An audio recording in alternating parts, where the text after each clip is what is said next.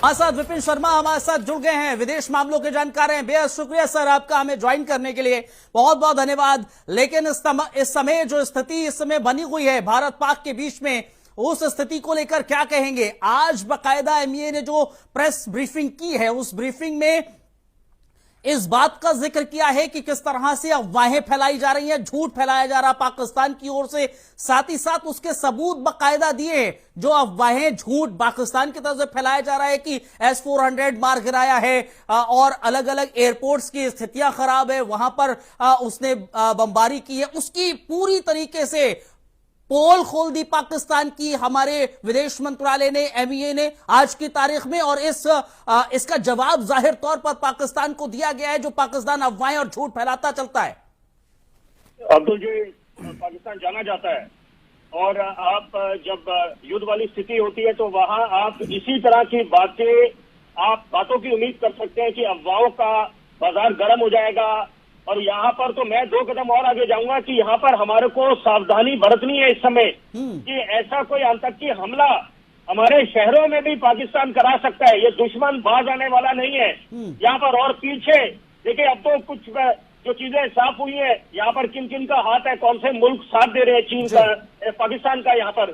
तो ये मुझे लगता है कि स्थिति तनावपूर्ण है, लेकिन देशवासियों का और हमारे फौजियों का जोश 7वें आसमान पर है। लेकिन एक और चीज है ना, एक और चीज है ना सर, एक और चीज ये है कि जब जोश हमारा हाई है और हमारे जो मंत्री हैं, हमारी सेना है, वो लगातार इस बॉडी लैंग्वेज में है कि हम पॉजिटिव बॉडी लैंग्वेज के साथ आगे बढ़ रहे हैं, और वही अगर हम पड़ोसी मुल्क का जिक्र करें, नापाक मुल्क का जिक्र करें, वो नजर आता है उसका बॉडी लैंग्वेज कैसे रूठा सा लगता है, डर का माहौल लगता है, खौफ के साए में बरकरार रखता है। इनफैक्ट आज तो बाकायदा विदेश सचिव से, विदेश मंत्री से बातचीत हुई है, अमेरिकी विदेश मंत्री की, और उन्होंने ये भी कहा है कि किस तरह से ये तनाव को कम किया जाए, उसके लिए हम संवाद के लिए भी तैयार हैं। मिडिल मैन की भूमिका निभाने के लिए अमेरिका तैयार है और सपोर्ट इंडिया का करता हुआ नजर आ रहा है। निश्चित बात है। देखिए, क्योंकि यहाँ पर यह जग जाहिर है कि अगर आतंकियों को किसी मुल्क ने पनाह दी है तो उस मुल्क का नाम पाकिस्तान है जी। तो यहाँ पर जब एक तरफ अमेरिका के वर्तमान के राष्ट्रपति ने अपना स्टैंड बिल्कुल क्लियर कर दिया है, रुख साफ कर दिया है कि यहाँ पर किसी तरह की जो आतंकियों को पनाह देगा, शरण देगा, उस मुल्क को बख्शा नहीं जाएगा यहाँ पर। तो यहाँ पर यह अच्छी बात है कि अगर यहाँ पर एक तरह से बिल्कुल हिंदुस्तान के साथ डट के खड़ा है अमेरिका, और साथ में और मुल्कों को भी आना चाहिए, स्टैंड बिल्कुल क्लियर करना चाहिए।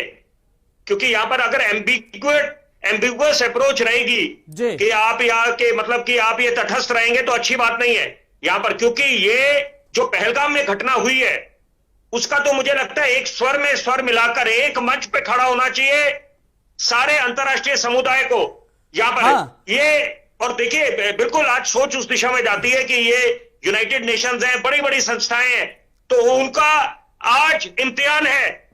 सब कटघरे में खड़े हैं इस समय कि यहां पर उनको अपना स्टैंड लेना चाहिए।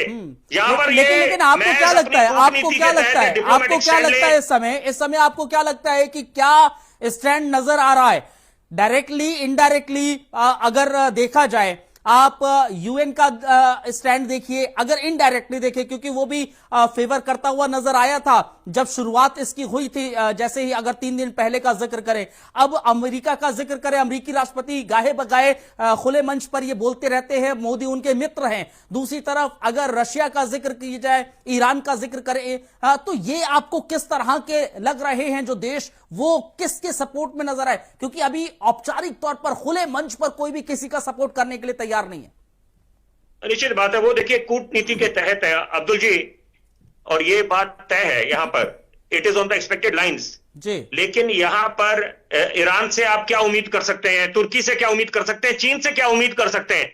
और असल मायने में तो हिंदुस्तान का दुश्मन नंबर 1 चीन है, पाकिस्तान दुश्मन नंबर 2 है, और प्रॉक्सी युद्ध के लिए, प्रॉक्सी वॉर के लिए जाना जाता है चीन, कि दूसरे मुल्कों को आगे कर देता है, शह देता है और आर्थिक मदद देता है, हथियारों के साथ उनको सशक्त कर देता है। तो यहां पर मुझे लगता है कि इस समय जो स्थिति है, यहां पर हमारे को भी अपने एक दबाव डालना पड़ेगा अंतर्राष्ट्रीय समुदाय पे, अंतर्राष्ट्रीय मंच पे दबाव डालना पड़ेगा, अपने स्टैंड को बिल्कुल क्लियर, क्रिस्टल क्लियर टर्म्स में रखना पड़ेगा कि यहां पर आप लोग बताएं कि एक तरफ हम लोग अमन पसंद मुल्क है हिंदुस्तान, हम लोग शांति की बात करते हैं और पाकिस्तान बाज नहीं आता कि क्रॉस बॉर्डर जो इन्फिल्ट्रेशन होती आई है इतने समय से, जो एलओसी पे वायलेशन होती रही है, तो यहां पर इस समय जो पहलगाम की घटना हुई है, I think that is the last nail in the coffin, जाहिर है आखिरी कील था। तो यहां पर इस समय तो बिल्कुल कोई इफेंट बट नहीं होना चाहिए। यहां पर इंटरनेशनल कम्युनिटी में जाकर एक मंच पर बड़े फर्मली अपने स्टैंड को रखना पड़ेगा, एमईए को भी और साथ साथ उनके जितने नुमाइंदे हैं, क्योंकि यहां पर इस समय अमेरिका अगर साथ खड़ा है, अमेरिका के राष्ट्रपति हर एक मन से बोलते हैं कि प्रधानमंत्री नरेंद्र मोदी उनके दोस्त हैं, तो इस समय एक्शंस में ट्रांसलेट होना चाहिए, तब्दील होना चाहिए। लेकिन आपको ये लगता है सर मैं बोलने से काम नहीं चलेगा। मैं वही जानना चाह रहा था, क्योंकि जो डिप्लोमेसी होती है, कूटनीतिक चीजें होती हैं, एक जब दो देशों के बीच कोई तनाव की स्थिति होती है तो दूसरे जो मुल्क होते हैं वो डायरेक्टली सपोर्ट में कहीं नहीं आते हैं। जो आप कह रहे हैं, क्या वो अब वक्त आ गया है? क्योंकि सभी को पता है, सभी मुल्कों को पता है कि भारत विकासशील देश है, एक डेवलपमेंट वाला देश है, वहां पर टेक्नोलॉजी एक उभरती हुई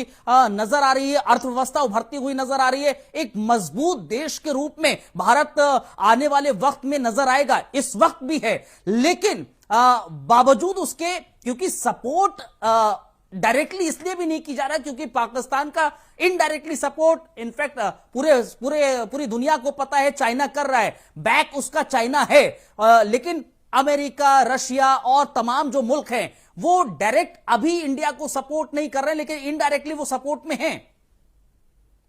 निश्चित बात है। देखिए, अमेरिका वो दौर गुजर गया कि जब वहां पर अमेरिका के राष्ट्रपति हिंदुस्तान के दौरे पे आते थे तो वहां पर संदेश या संकेत देते थे कि वो हिंदुस्तान के साथ खड़े हैं, लेकिन वही जब पाकिस्तान की तरफ रुख करते थे तो उनकी भाषा, बॉडी लैंग्वेज चेंज हो जाती थी। लेकिन आज बड़े विश्वास, जिम्मेदारी से मैं बोलने जा रहा हूं, 2014 के बाद स्थिति पूरी बदली है। यहां पर नेतृत्व का बहुत मायने है, उससे बहुत असर पड़ता है। तो यहां पर हिंदुस्तान का लोहा माना जा रहा है इस समय, और यहां पर प्रधानमंत्री नरेंद्र मोदी जाने जाते हैं, is a tough task master, और अपनी बात, अपना पक्ष, हिंदुस्तान का पक्ष, अपने वतन का पक्ष बड़े मजबूती से रखते हैं। तो यहां पर यही बात है कि अगर हम टैरिफ की बात करें, उसको लेकर भी हम लोग बिल्कुल अटल रहे।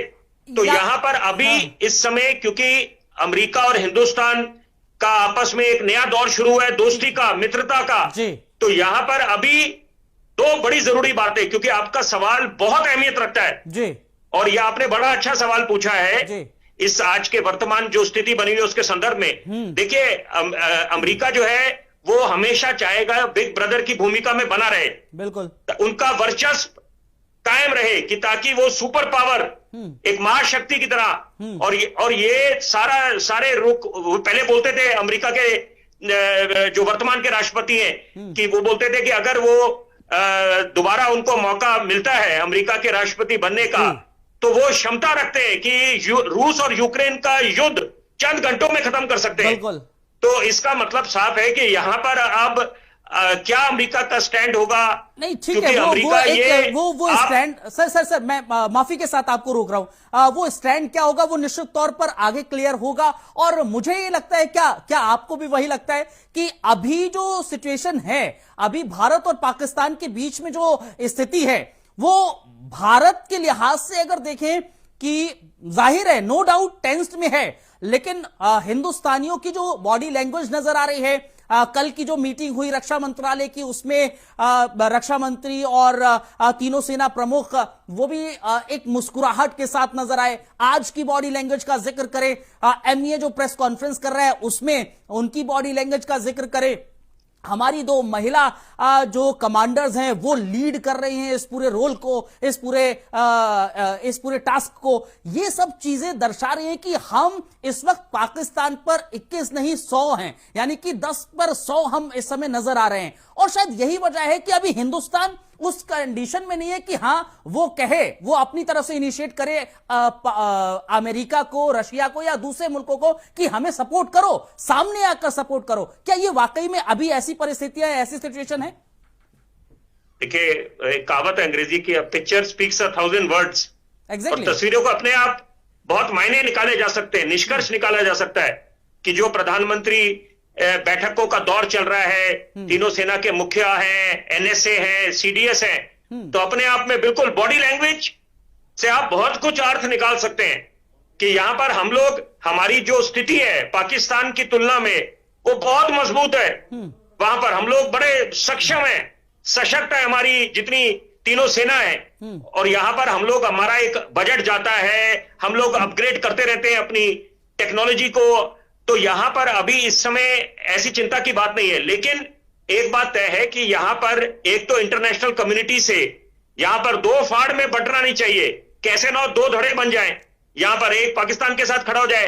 तो इसका मतलब यह है कि हिंदुस्तान पे भी बहुत कुछ निर्भर करता है कि हम लोग अपना स्टैंड कैसे रखते हैं अंतर्राष्ट्रीय मंच पे, कि हमें बताना पड़ेगा कि ये जो लड़ाई की स्थिति बनी है उसके पीछे पाकिस्तान जिम्मेदार है। और आतंकियों पे हमला करा है हमने, उनके टेरर आउटफिट्स पे, टेरर हाइडआउट्स पे। कहा भी जा रहा है सर, वो कहा भी जा रहा है, तुलना करें पाकिस्तान की, वो निर्दोष नागरिकों पे हमला करता है, सैलानियों की निर्मम हत्या करी है। तो यहां पर इसका मतलब साफ है कि पाकिस्तान की तरफ से ये एस्केलेशन हुई है।